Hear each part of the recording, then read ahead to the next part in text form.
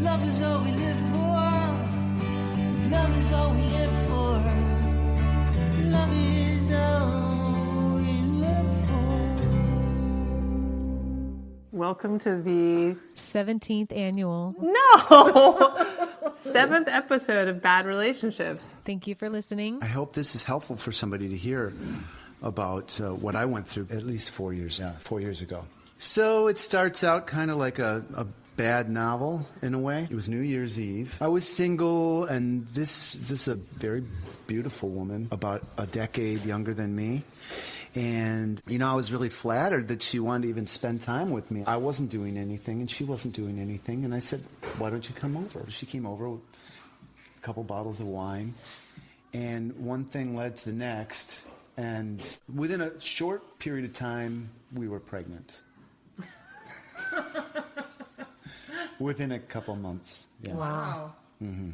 I thought, well, you know, I should just run with this. And did you ever use birth control? We did a little bit, but you know. A little bit means once. Yes. It was so weird. At first charming when she started asking me all the time about other women. And I'm thinking, you know, what does she think I'm this player or something, you know?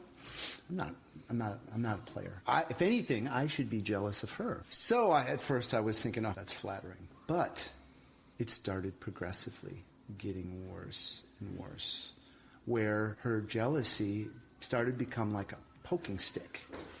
And eventually she started saying things like, I know you had someone hidden in the closet on that day.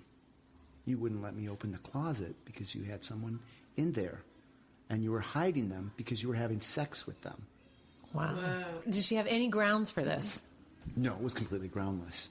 Meanwhile, I had asked her to marry me. And when I look back, because I have a record of all the texts, when I look back, she actually started asking me about this stuff. Second day after New Year's. Wow. And I guess it just didn't register until it started getting more and more painful, the way that she did it, you know, constantly saying, you know, I saw you looking at those women when we were out in public together. And there were the notifications on the phone that started dinging and dinging like constantly for me, from her, big time. She was harassing me, and at first it felt like flattery, because I thought, why should this young, hot woman be jealous of me? It just didn't make sense. Meanwhile, she had been married before, and she has 3 older kids. Oh, wow. But so she's not very big into birth control.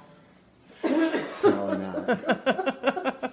There's other things to be vigilant about, too, and that's, I think, one of the reasons I wanted to tell this story, because I think until you've experienced something that's traumatic like this, and I'll get to how it escalates way up from this. There was this long thing about her picking out a ring, and the ring went way up in budget to a ridiculous level, and I just got it. And then I bought a marriage license in Hawaii. Wow. Rented a house on the beach. Went there, and she almost wouldn't go. I mean, I was just trying to kind of keep a lid on things because we're going to be having a baby, and she's getting more and more erratic. So we were in Hawaii, and she was screaming at me how I needed to take a lie detector test. Because, I mean, I told you one story about the closet, right? Yeah. There were other ones where I'd come home and there'd be a wrinkle on my shirt, and she'd say, there's the proof. You were rolling around having sex all day.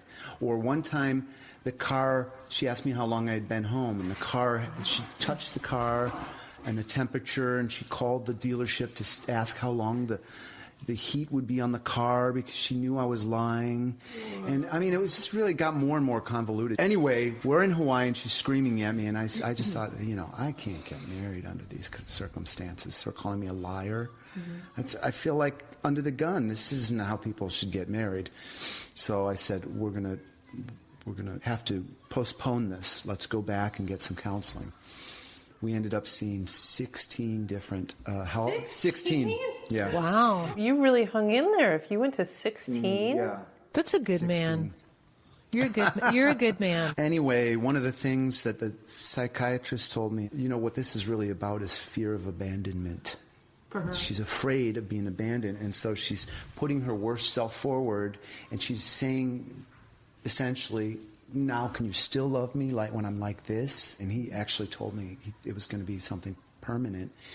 He said, when we hear about somebody seeing something or they hear voices, that's what we think of when we think of like schizophrenic type of situation, psychotic. Well, he said her trigger is smell. She's smelling lady parts on you. Ew. Lady parts, yeah. What the? Like, I mean, one of the things that she would say was that while she was asleep, I'd be having sex, like in the same room.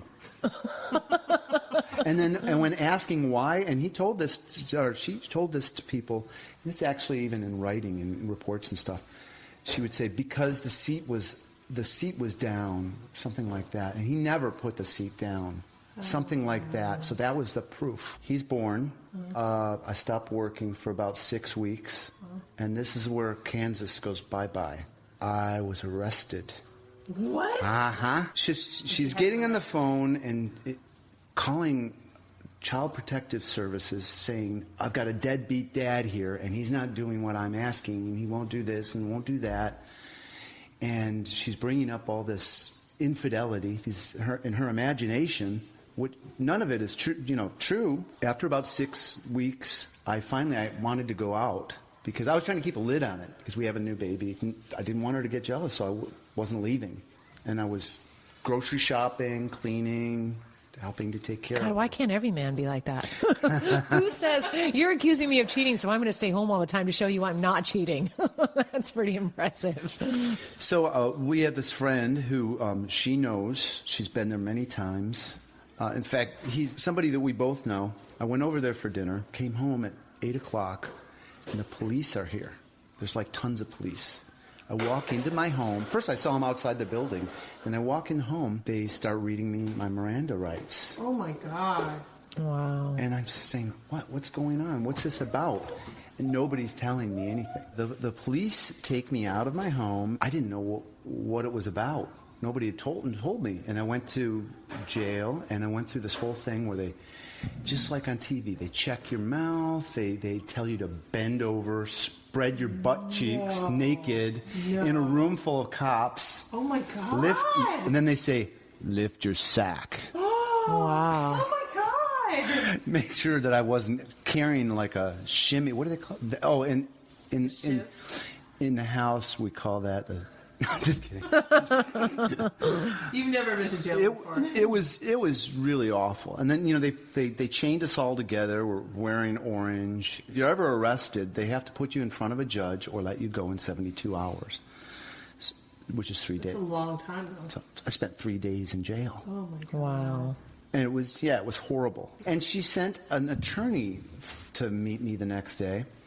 And the attorney said, well, I can get you out in no time for $26,000, non-refundable. What? I said, no, thank you. I'll stay in jail. Wow. That's not even, you couldn't even get out on a bond? I'm telling you, jail is the biggest ripoff. And if people try to reach you or something, they've got to give their credit cards. And it's so expensive. It's such a terrible, awful system.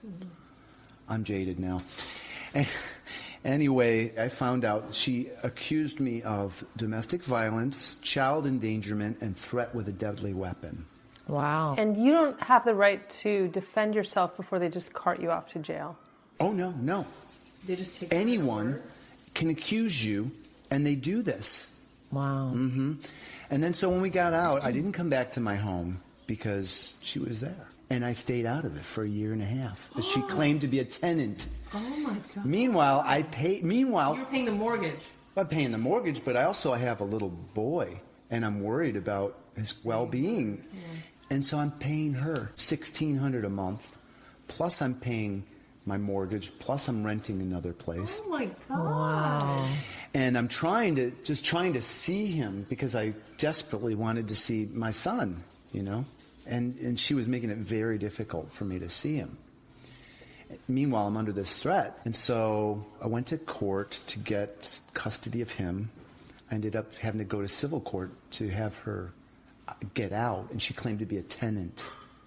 Wow. And I had to pay her $16,000 to move out, like you would, to $60,000? Yeah, you know how you have to. But I ended up spending over $100,000 on all this court stuff, attorneys, the whole. Oh my! Well God. over 100,000, maybe more like 150, 160. It got worse when we went into court and everything. She would say that she had PTSD.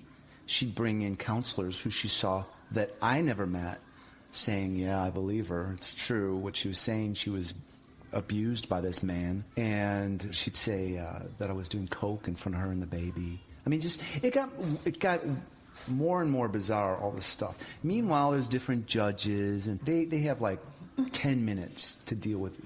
Just such little time. And most of the time, when you're in court, it's all this housekeeping stuff. The judge giving instructions, and the court reporter, "Hey, can you hear me? Okay, test. It's not, they don't just get down to it. You don't get a chance to talk. It's just horrible.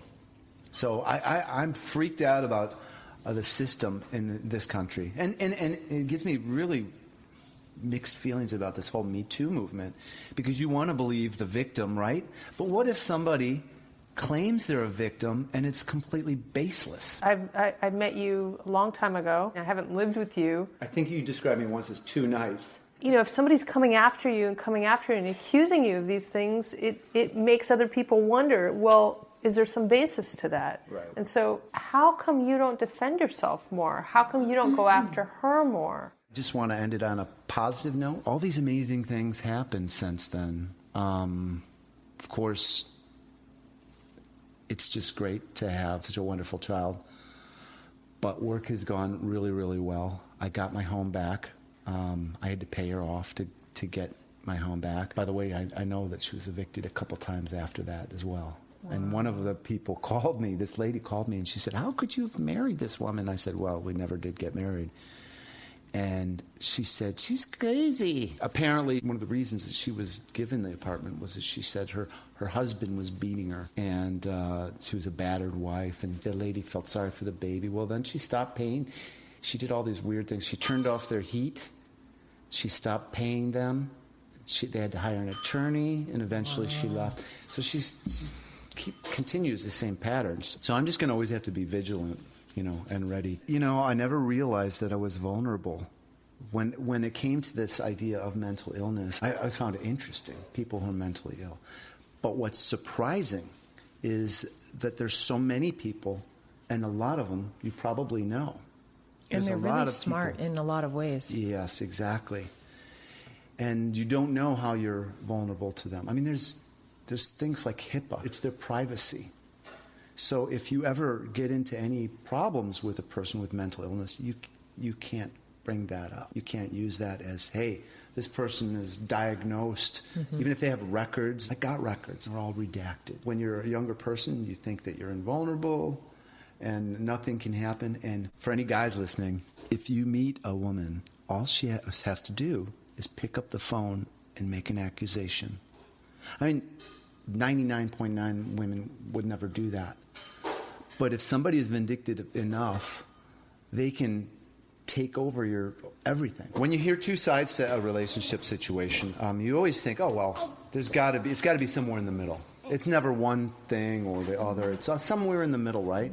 Well, if one person goes out to an extreme, then it tilts the boat in that direction, and you think, well, there's got to be some truth to it. If you go to jail sometime, everyone's innocent.